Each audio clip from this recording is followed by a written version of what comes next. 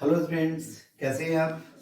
आज मैं फिर आपके सामने जो पहली यूनिट है हमारी इलेक्ट्रोस्टैटिक्स की, उसका एक नया और बहुत ही इंपॉर्टेंट टॉपिक लेकर के आपके बीच में आया हूँ। ठीक है, और ये जो टॉपिक है जो आज हम कवर करने जा रहे हैं, ये है वैद्युत विद्युत इलेक्ट्रिक डाइपोल। ठीक है, इसके बारे में हम लोग बात करेंगे। ये बोर्ड एग्जामिनेशन के पॉइंट ऑफ व्यू से भी बहुत ही इंपॉर्टेंट टॉपिक है। चलिए, तो सबसे पहले ये जानने की कोशिश करते हैं कि वैद्युत विद्युत क्या है। ठीक है, ये पीछे डायग्राम आपके सामने बना हुआ है। इस डायग्राम में अगर आप ध्यान से देखें, यहाँ पर हमने क्या दिखाया हुआ है कि हमारे पास दो आवेश हैं, एक माइनस क्यू और एक प्लस क्यू। दोनों आवेशों के परिमाण समान है परंतु प्रकृति विपरीत है। ठीक है, तो ये दोनों आवेश एक दूसरे से बहुत नजदीक रखे हुए हैं, बहुत कम दूरी पर रखे हुए हैं। तो इस तरह की जो असेंबली होती है, इस तरह की असेंबली को हम लोग वैद्युत विद्युत कहते हैं। तो ये असेंबली अपने आप में एक इलेक्ट्रिक डाइपोल है। ठीक है, तो अगर परिभाषा की हम बात करें इलेक्ट्रिक डाइपोल की, कि इलेक्ट्रिक डाइपोल किसे कहते हैं, विद्युत विद्युत किसे कहते हैं, तो विद्युत विद्युत वो निकाय है जो दो समान परंतु विपरीत प्रकृति के आवेशों से मिलकर के बना होता है, जो एक दूसरे से अल्प दूरी पर स्थित होते हैं। ठीक है, तो ये एक इलेक्ट्रिक डाइपोल है जो यहाँ पर आपके सामने हमने यहाँ पर दिखाया है। ठीक है ना। अब इससे जुड़ा हुआ एक टर्म और है जिसे हम लोग कहते हैं इलेक्ट्रिक डाइपोल मोमेंट, यानी कि विद्युत विद्युत आघूर्ण। अब ये वैद्युत विद्युत आघूर्ण क्या होता है, जरा इसको हम लोग यहाँ पर पहले इस डायग्राम से समझते हैं कि वैद्युत विद्युत आघूर्ण हम किसे कहते हैं। ठीक है, तो अगर आप इस डायग्राम को यहाँ ध्यान से देखें तो यहाँ पर ये Q आवेश है और 2L इनके बीच की दूरी है। कई बार हम लोग कहते हैं दूरी L से क्यों नहीं दिखाई, तो 2L से दूरी ट्रेडिशनली दिखाई जाती रही है और इससे कैलकुलेशन भी हमारी आसान बनी रहती है आगे। तो इस वजह से हमने डिस्टेंस को 2L से ट्रेडिशनली दिखाया जाता रहा है, इस वजह से हम लोग भी इसको 2L से ही दिखा रहे हैं। ठीक है ना। तो अगर आप इसको L/2 करेंगे तो फार्मूला है आपका, जो हमारे स्टैंडर्ड फार्मूले हैं उनमें कहीं ना कोई परिवर्तन हो सकता है, इस वजह से 2L लिया जाता रहा है और इसको भी हम लोग भी यहाँ पर 2L ही ले रहे हैं। फाइन। तो ये जो इनके ये जो आवेश है और इन दोनों आवेशों के बीच की जो दूरी है, इनमें से किसी एक आवेश का परिमाण और इन दोनों के बीच की जो दूरी है, इसके गुणनफल को हम लोग वैद्युत विद्युत आघूर्ण कहते हैं। ठीक है ना। तो वैद्युत विद्युत आघूर्ण क्या है, वैद्युत विद्युत आघूर्ण है किसी वैद्युत विद्युत के लिए आवेश और दोनों आवेशों के बीच की दूरी का गुणनफल, उसको हम लोग वैद्युत विद्युत आघूर्ण कहते हैं। तो ठीक है बच्चों, ये हमने यहाँ पर वैद्युत विद्युत आघूर्ण आपको बताया है। ठीक है, तो ये वैद्युत विद्युत आघूर्ण प्रश्न ये उठता है कि किस प्रकार की राशि है, ये अदिश राशि है कि सदिश राशि है। तो बच्चों, मैं आपको क्लियर करना चाहता हूं कि वैद्युत विद्युत आघूर्ण एक सदिश राशि है। ठीक है, और इस जो सदिश राशि है तो उसकी कोई दिशा भी होगी, तो इसकी जो दिशा होती है वो सदैव ऋणावेश से धनावेश की ओर होती है। ठीक है, तो ये जो इलेक्ट्रिक डाइपोल मूवमेंट है, इसका जो डायरेक्शन होता है, it is from negative charge to positive charge of electric dipole, ये इसकी डायरेक्शन होती है। ठीक है, तो और ये इसका मात्रक क्या है, जैसा कि आप इसके सूत्र से देख रहे हैं कि P = Q × 2L। Q का मात्रक हमें पता है क्या होता है, कूलाम। L दूरी है, दूरी का मात्रक क्या होता है, मीटर। तो ये मात्रक क्या हो गया, कूलाम मीटर। बोर्ड परीक्षाओं के अगर पिछले 4-5 सालों के आप प्रश्न पत्रों को उठा करके देखें तो प्रश्न कई प्रकार से पूछा गया है। प्रश्न इस प्रकार से पूछा गया है कि वैद्युत विद्युत आघूर्ण कैसी राशि है, कूलाम मीटर किसका मात्रक होता है, या वैद्युत विद्युत आघूर्ण का मात्रक क्या होता है।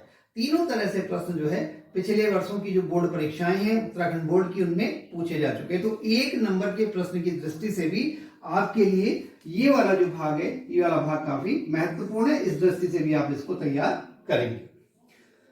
अब जो इसके बाद जो अगला जो टॉपिक मैं यहाँ पर टेकअप करने जा रहा हूं वो बोर्ड एग्जामिनेशन के पॉइंट ऑफ व्यू से बहुत ही इंपॉर्टेंट है, और 2 मार्क्स और 3 मार्क्स के क्वेश्चंस कई बार अगले जो दो डेरिवेशंस हम लोग यहाँ पर करने जा रहे हैं आज की क्लास में, ये दोनों डेरिवेशंस लगातार पूछे जाते रहे हैं। या तो पहला वाला जो हम ये डेरिवेशन कर रहे हैं, इससे नेक्स्ट डेरिवेशन, ये अल्टरनेट ईयर्स में नॉर्मली पूछे जाते हैं। तो बोर्ड एग्जामिनेशन के पॉइंट ऑफ व्यू से ये दोनों ही डेरिवेशंस बहुत ही इंपॉर्टेंट है। ठीक है, तो इनमें से हम एक एक करके इन दोनों डेरिवेशंस को करेंगे, लेकिन हम करने क्या जा रहे हैं जरा हम उसकी यहाँ पर बात कर लेते हैं।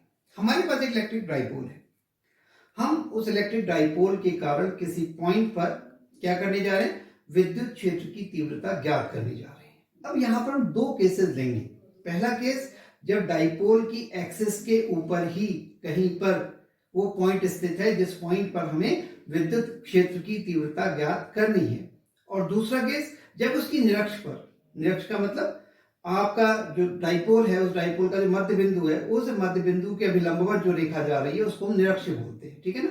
तो उस निरक्ष के ऊपर अगर कहीं पर बिंदु स्थित है तो उस पर भी हम विद्युत क्षेत्र की तीव्रता का मान ज्ञात करेंगे। तो ये एग्जामिनेशन के पॉइंट ऑफ व्यू से दोनों के दोनों डेरिवेशन ही बहुत ही इंपॉर्टेंट है, ठीक है। इनमें से हम पहले वो डेरिवेशन करने जा रहे हैं जब जो बिंदु स्थित है जहां पर हमें विद्युत क्षेत्र की तीव्रता ज्ञात करनी है किसी विद्युत द्विध्रुव के कारण, वो किस पर स्थित है, वो विद्युत द्विध्रुव की अक्ष पर स्थित है।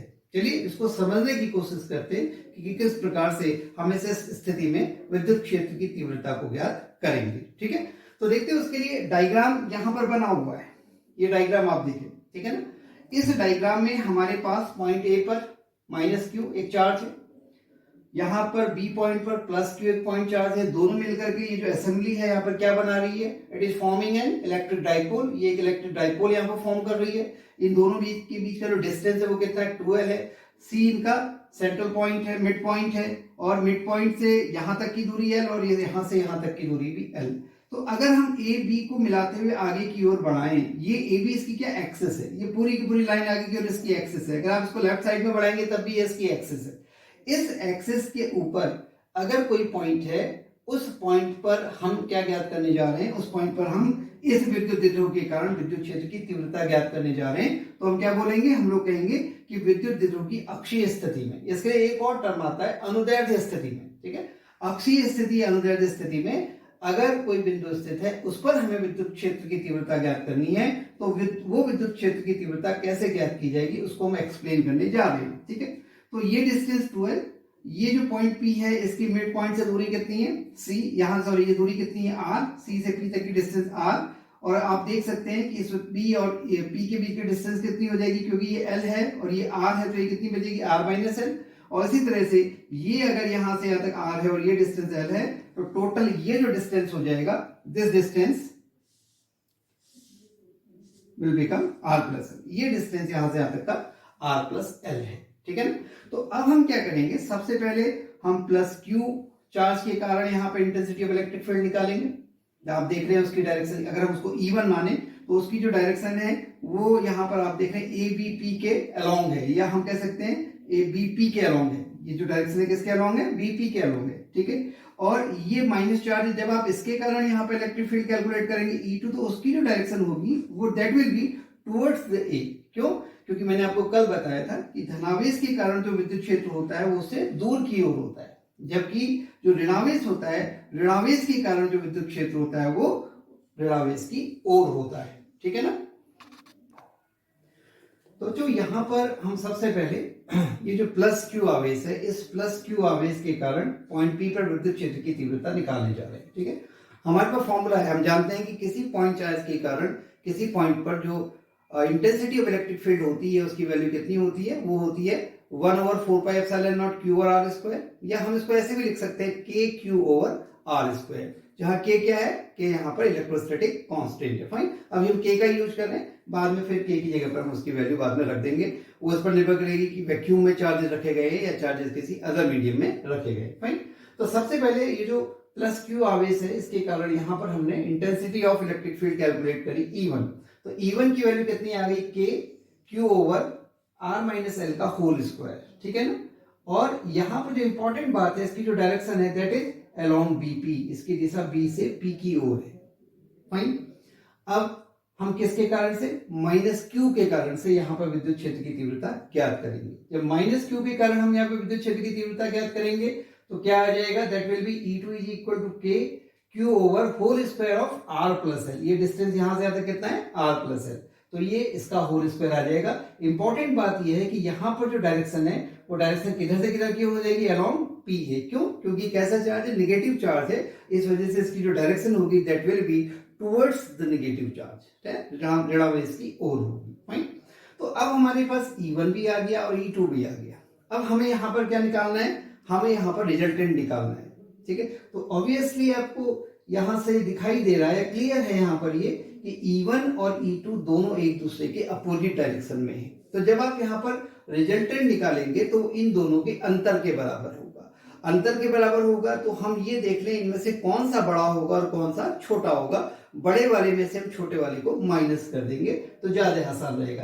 तो आप देखें कि इसका जो डिनोमिनेटर है E1 का वो है R माइनस एल और इसका जो डिनोमिनेटर है वो कितना है R प्लस एल, जबकि दोनों के न्यूमरेटर सेम है। ठीक है, तो इससे क्या होगा कि जब ये दोनों के, इसका न्यूमरेटर छोटा है इसका न्यूमरेटर बड़ा है, तो ये वाला जो क्वांटिटी है क्वांटिटी बड़ी होगी और ये क्वांटिटी क्या होगी, छोटी होगी। अतः यहाँ पर रिजल्टेंट निकालने के लिए हम इन दोनों का क्या ले लेंगे, डिफरेंस ले लेंगे।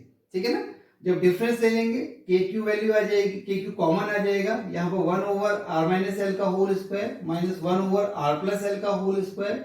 नीचे आप एलसीएम लेंगे तो आर माइनस एल और R plus L, A minus B into A plus B कितना होता है, A square minus B square, तो हो जाएगा R square minus L square का होल स्क्वायर। इधर क्या आ जाएगा, आर प्लस एल का होल स्क्वायर और इधर क्या आ जाएगा, आर माइनस एल का होल स्क्वायर। ठीक है, फिर के क्यू कॉमन, जब आप इन दोनों होल स्क्वायर्स को खोलेंगे तो ऊपर आ जाएगा 4rl और नीचे आ जाएगा whole square of R square minus L square. इसे हम ऐसे लिख सकते हैं, के को हम बाहर ही रखें, क्यू को अंदर ले जाएं और जो यहाँ पर 4rl था उसको हम इस प्रकार से तोड़ सकते हैं 2r into Q into 2l। अब q इंटू 2l अभी हमने पढ़ा था कि किसके बराबर है, p के बराबर, तो q इंटू 2l की जगह पर हम यहाँ पर क्या पुट कर देंगे, p पुट कर देंगे। तो ये हो जाएगा क्या, ये हो जाएगा आपके E इज इक्वल टू के, E इज इक्वल, तो यहाँ पर ये Q इंटू 2l है, इसकी जगह पर हम क्या रख सकते हैं, P रख सकते हैं। ठीक है, बाद में इसकी जगह पर हम P रख देंगे। साथ ही यहाँ पर आप ये देखिए कि ये जो R है, R के कंपेरिजन में L की वैल्यू बहुत कम है।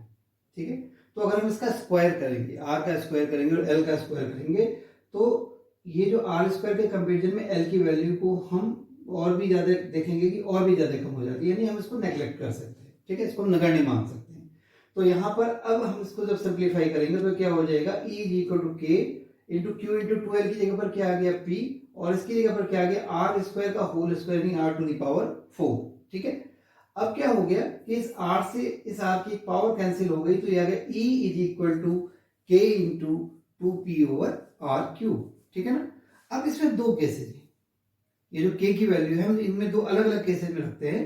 कि पहला केस ये है कि जब जो डाइपोल है वैक्यूम में रखा हुआ है, जब डाइपोल वैक्यूम में रखा हुआ है तो उस केस में इसकी वैल्यू क्या हो जाएगी, 1 ओवर 4 पाई एप्सिलॉन नॉट। ठीक है, तो फॉर्मूला क्या हो जाएगा, फॉर्मूला हो जाएगा आपके पास E is equal to 1 over 4 pi epsilon naught 2p over r cube. ठीक है, और यदि इसको किसी और मीडियम में रखा गया है तो उस केस में जो फॉर्मूला होगा वो क्या होगा, E is equal to 1 over 4 pi epsilon 2p over r cube यहाँ पर। तो जब एप्सिलॉन की जगह पर क्या आ जाएगा, एप्सिलॉन नॉट k, तो ये फॉर्मूला हो जाएगा E is equal to 1 over 4 pi epsilon naught k 2p over r cube. इस तरह से हमारे पास जो एक्सियल पोजीशन है उस एक्सियल पोजीशन में फॉर्मूला अगर हमारे पास आ गया, अगर वैक्यूम में है तो E is equal to 1 over 4 pi epsilon naught 2p over r cube, और किसी और मीडियम में है तो फॉर्मूला हो जाएगा E is equal to 1 over 4 pi epsilon 2p over r cube या 1 over 4 pi epsilon naught k 2p over r cube. Important derivation है, सारे स्टेप्स को अच्छे से समझ लीजिएगा। ठीक है ना, तो चलो पहला केस हमने देखा जब डाइपोल के एक्सिस के ऊपर वो पॉइंट था जहां पर हमें विद्युत क्षेत्र की तीव्रता ज्ञात करनी थी। ठीक है, अब हम इसके सेकंड केस पर आ रहे हैं, ये भी एग्जामिनेशन पॉइंट ऑफ व्यू से काफी इंपॉर्टेंट है। यहां पर इस केस को हम लोग कहते हैं कि जब जो पॉइंट है जिस पर हमें विद्युत क्षेत्र की तीव्रता ज्ञात करनी है वो निरक्षीय स्थिति में है। तो निरक्ष का मतलब क्या है, जरा उसको हम लोग समझ लें। ठीक है ना, तो यहाँ पर आप इस डायग्राम को ध्यान से देखें, ये आपके पास एक डाइपोल है, इस डाइपोल का ये जो है सेंट्रल पॉइंट है और ये इससे इस प्रकार से इसके लंबवत जाने वाली एक रेखा है, तो ये इसका क्या कहलाती है, इसका निरक्ष कहलाती है। ठीक है, तो इस निरक्ष के ऊपर हमारा वो पॉइंट P, यानी यहां से इसके सेंटर से r डिस्टेंस पर वो पॉइंट P स्थित है जहां पर हमें विद्युत क्षेत्र की तीव्रता ज्ञात करनी है, जिस बिंदु पर हमें विद्युत क्षेत्र की तीव्रता ज्ञात करनी है। क्लियर है, चलिए अब जरा इस डायग्राम को ध्यान से समझते हैं क्योंकि पूरा का पूरा जो डेरिवेशन है वो इसी डायग्राम पर है। ठीक, तो देखेंगे ये माइनस क्यू, ये प्लस क्यू, ये मिलकर डाइपोल बना रहे हैं, ये इसके सेंटर से r दूरी पर पॉइंट P जहां पर हमें विद्युत क्षेत्र की तीव्रता ज्ञात करनी है। अब सबसे पहले माना प्लस क्यू के कारण यहाँ पर जो विद्युत क्षेत्र की तीव्रता है उसकी दिशा इस प्रकार से है। ठीक है, तो ये एंगल थीटा, तो इसके पैरेलल कीजिएगा लाइन के साथ ये एंगल भी थीटा। ठीक है, और अवे फ्रॉम द चार्ज क्योंकि प्लस क्यू चार्ज के कारण ये है। दूसरा अब देखिए माइनस क्यू चार्ज। ठीक है, माइनस क्यू की चार्ज के कारण इस पॉइंट पर जो विद्युत क्षेत्र की तीव्रता होगी वो माना E2 है ये, और इसकी दिशा किधर की ओर होगी, इसकी दिशा होगी माइनस क्यू की ओर, बिकॉज ये क्या है, निगेटिव चार्ज है, और निगेटिव चार्ज के लिए जो फील्ड की डायरेक्शन होती है that is towards the charge, ये चार्ज की ओर होती है, ठीक है ना। तो ये हो गया। अब यहाँ पर ये E1 की वैल्यू जब हम यहाँ पर कैलकुलेट करेंगे तो कितनी आ जाएगी, K Q over R square plus L square. ये कैसे आया इसको भी जरा देख लीजिएगा, ये आर है, ये एल है, ये आपके पास राइट एंगल ट्रायंगल हो गया, तो ये जो इस साइड हो गई यहां से यहां तक की, इसकी वैल्यू कितनी हो गई, under root of R square plus L square, ठीक है।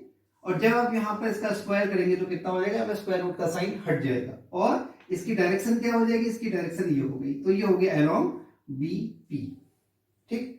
अब बात करिए इसकी E2 की, तो E2 का मान जब हम निकालेंगे तो कितना हो जाएगा, K Q over R square plus L square, यानी दोनों का मैग्नीट्यूड सेम है, यहाँ पर अंतर किसमें आ गया, डायरेक्शन में, इसकी डायरेक्शन क्या होगी, टुवर्ड्स पी ए, पी से ए की ओर, ठीक है ना। अब दिक्कत ये है हमारे पास दो वेक्टर्स तो हो गए, ये वेक्टर E1 और ये वेक्टर E2, अब इनका सम कैसे करें, ठीक है ना। हमें यहाँ पर इनका रिजल्टेंट यहाँ पर निकालना है, तो यहाँ पर जो इसका सबसे आसान तरीका है इन दोनों वेक्टर्स का रिजल्टेंट निकालने का, वो तरीका यह है कि हम दोनों वेक्टर्स को यहाँ पर क्या करें, हम अलोंग द एक्सिस यानी पैरेलल टू एक्सिस और परपेंडिकुलर टू एक्सिस हम इसको क्या करते हैं, रिजॉल्व कर दें, इसको हम वियोजित कर दें, ठीक है। और उसके बाद देखते हैं कि कौन कौन से घटक कैंसिल होते हैं, कौन कौन से घटक एक ही डायरेक्शन में होने के कारण जुड़ जाते हैं, उससे हमारा काम आसान हो जाएगा, ठीक है। तो इस चीज को मैंने ज्यादा आसानी से समझाने के लिए डायग्राम यहाँ पर अलग से बनाया हुआ है, इस जगह अगर ध्यान से आप देखें, ठीक है। ये पॉइंट P है, ये E1 है और ये E2 है, ये वाला एंगल भी थीटा है बाय ज्योमेट्री, और ये वाला एंगल भी क्या है, थीटा है।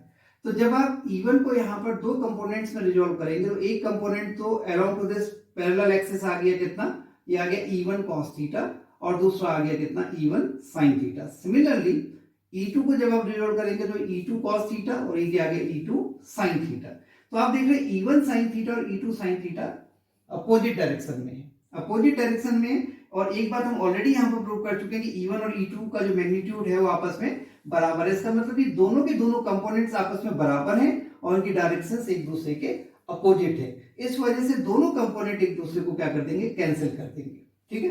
अब E1 cos थीटा और E2 cos थीटा दोनों एक ही डायरेक्शन में है, तो इस वजह से क्या होगा, यहाँ पर जब हम टोटल इलेक्ट्रिक फील्ड निकालेंगे तो ये वाला कंपोनेंट का कंट्रीब्यूशन तो जीरो हो गया, केवल क्या हो जाएगा, E1 cos theta plus E2 cos theta, ठीक है ना। ये देखिएगा, तो जब आप E1 और E2 की वैल्यू यहाँ पर बराबर हैं तो इस कारण से हम इसको लिख सकते हैं 2 times of K Q over R square plus L square, ठीक है, cos थीटा।